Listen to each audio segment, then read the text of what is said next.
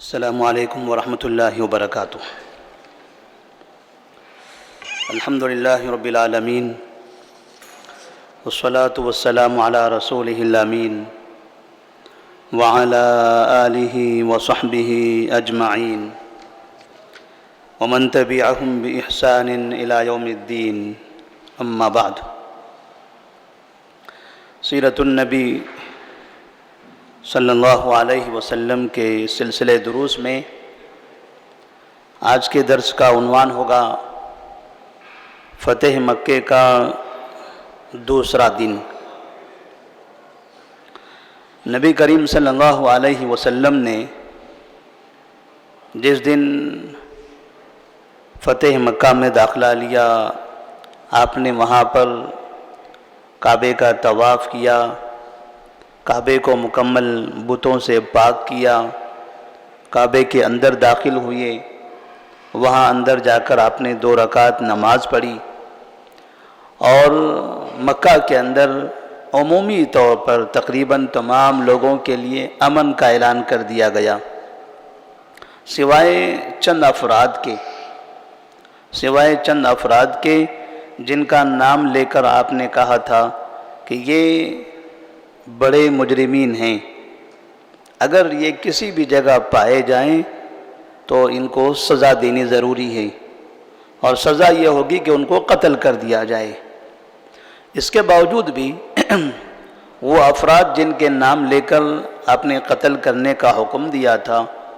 ان میں سے اگر کوئی شخص نبی کے دربار میں حاضر ہوتا ہے اور معافی مانگ لیتا ہے، معذرت چاہتا ہے، تو ایسی صورت میں نبی کریم صلی اللہ علیہ وسلم نے ان کو بھی معاف کر دیا۔ اس طرح سے فتح مکے کا پہلا دن رمضان کی 20ویں تاریخ تھی، یہ دن ختم ہوتا ہے اور رمضان کی 21ویں تاریخ شروع ہوتی ہے۔ پہلے دن میں تقریباً تمام معاملات حل ہو چکے تھے، جو امن سے رہنا چاہتے تھے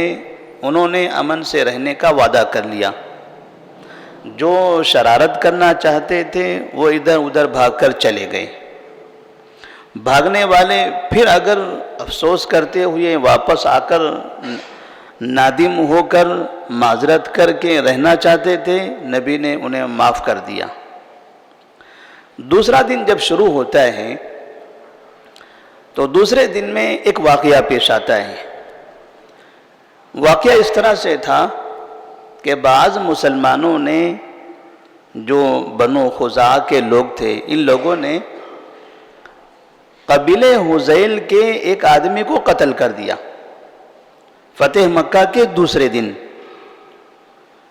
قبیلہ بنو خزاعہ کے لوگوں نے، جو مسلمان تھے،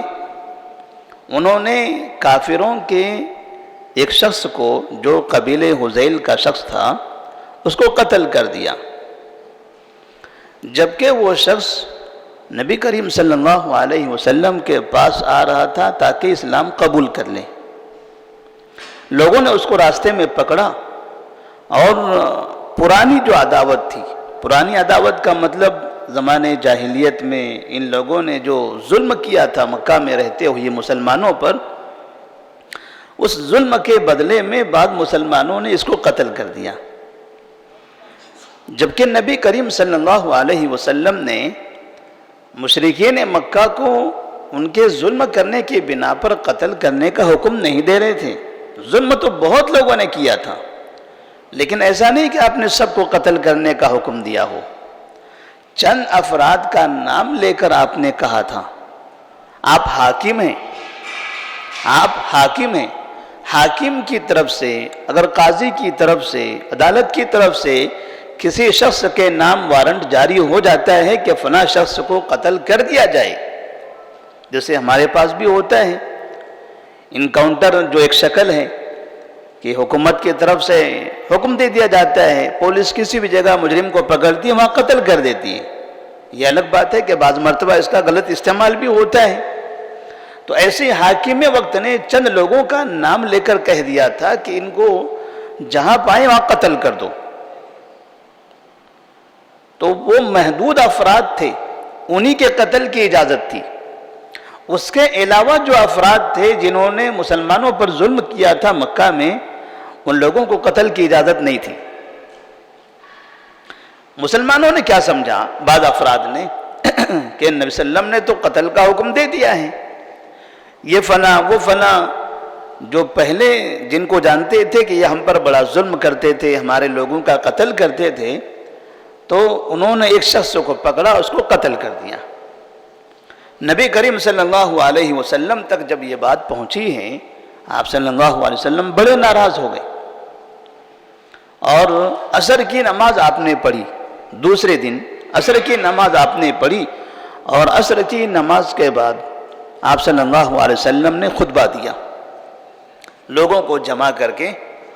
اور آپ نے اللہ تبارک و تعالیٰ کی حمد و ثنا بیان فرمائی، اور پھر کہا ایھا الناس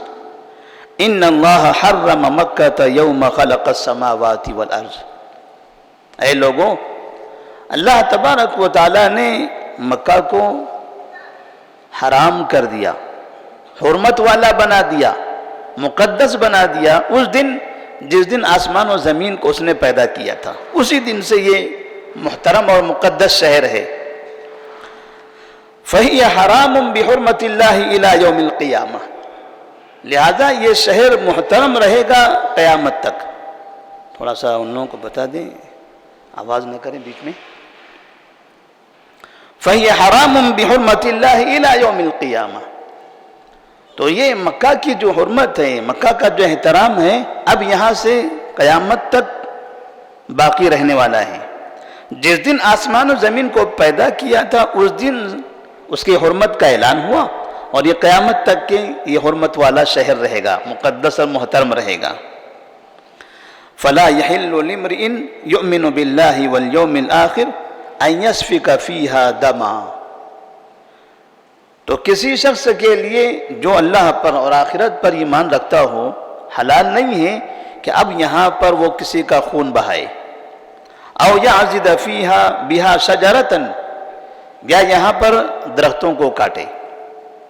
فَإِنْ أَحَدٌ تَرَخَّصَ لِقِتَالِ رَسُولِ اللَّهِ صلی اللہ علیہ وسلم، اگر کوئی شخص رسول کے قتال کی وجہ سے اس کو جائز سمجھتا ہے،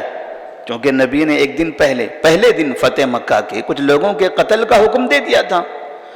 اگر اس چیز کو مدعا بنا کر کوئی آگے بھی قتل کو جائز سمجھتا ہے تو فقولو، تو آپ کہہ دیجئے ان اللہ اذن لرسولہ ولم یأذن لکم، کہ اللہ تبارک و تعالیٰ نے اپنے رسول کو اس کی اجازت دی، تمہیں اجازت نہیں دی۔ رسول کون ہے؟ رسول حاکم ہے۔ اس کا مطلب یہ ہوتا ہے کہ قوم کے جو مجرمین ہوتے ہیں، مجرمین کو قتل کرنا یا انہیں سزا دینا یہ حاکم کی ذمہ داری ہوتی ہے۔ عوام ہو، پبلک ہو، کوئی بھی جو فوج ہو، کسی بھی طرح سے کسی کو بھی قتل کرنے لگ جائے مرضی سے، یہ جائز نہیں ہے، یہ درست نہیں ہے جب تک کہ حاکم کا حکم نہیں ہوتا۔ اس لیے آپ فرماتے ہیں اللہ تبارک و تعالیٰ نے اپنے رسول کو اجازت دی، وَلَمْ يَأْذَنْ لَكُمْ، آپ لوگوں کو اس کی اجازت نہیں دی ہے، لہذا یہ جو آپ لوگ کام کر رہے ہو یہ غلط ہے۔ وَإِنَّمَا حَلَّتْ لِي سَاعَةٌ مِّن نَّهَارٍ، اور مجھے بھی جو اجازت ملی ہے بس تھوڑے وقت کے لیے، کہ چند شرپسندوں کو ختم کر دیا جائے بس، عمومی طور پر میرے لیے بھی مکہ حلال نہیں ہوا۔ وَقَدْ عَادَتْ حُرْمَتُهَا الْيَوْمَ كَحُرْمَتِهَا بِالْأَمْسِ، لہذا اب مکہ کی حرمت پہلے کی حرمت کی طرح واپس آ گئی۔ ایک دن کل کا جو دن تھا، پہلا دن فتح مکے کا، بس اس دن چند لوگوں کو قتل کرنے کی اجازت تھی، لہذا اب یہاں سے کسی کو قتل کرنے کی اجازت نہیں ہے۔ فَلْيُبَلِّغِ الشَّاهِدُ الْغَائِبَ، جتنے لوگ حاضر ہیں یہ لوگ دوسروں کو بھی یہ ہمارا پیغام پہنچا دیں، تمام مسلمانوں کو بتا دیں۔ عام طور پر ہوتا کیا ہے، جب کوئی قوم